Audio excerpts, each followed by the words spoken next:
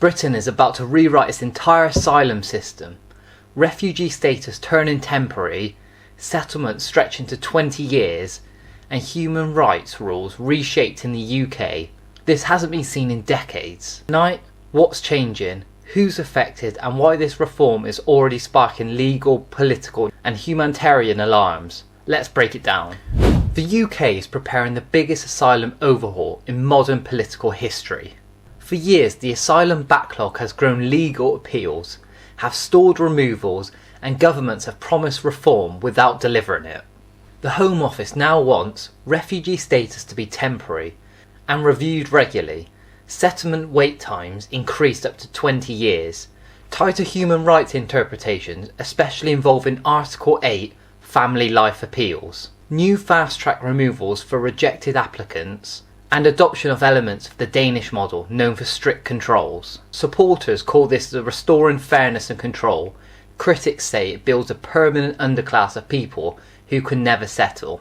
But to understand why the UK is doing this now, we need to look at the pressures building behind the scenes. The Home Office insists the current system is broken.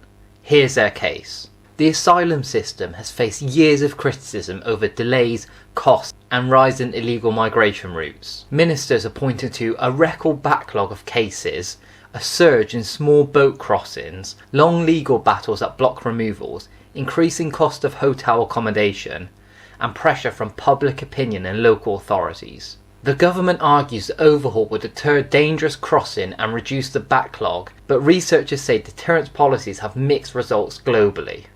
And while the government claims this is about control, human rights groups warn the consequences will be far deeper. For asylum seekers, these changes could reshape entire lives. Most people seeking asylum come from war zones, persecution, or states where returning is unsafe. Under the new model, refugees could live in the UK for decades without security. Family reunification will be harder. Temporary status means no guaranteed routes to citizenship. Vulnerable people may face repeated reviews of their right to stay. And community groups worry this will create constant instability. Charities warn that the UK could see thousands stuck in long-term limbo, unable to settle, unable to leave, and unable to plan their future. But it's not just humanitarian groups speaking out. The political fight around this is intensifying. This overhaul has instantly become one of the most diverse issues in British politics. Immigration has been a constant flashpoint across all major UK parties. Government MPs praise the changes as essential. Opposition parties warn they're legally shaky and morally wrong. Scotland and Wales say social impacts will hit devolved governments. Local councils fear costs could rise before they fall. Polls have shown mixed public opinion. Many support tighter rules but worry about fairness and long-term consequences.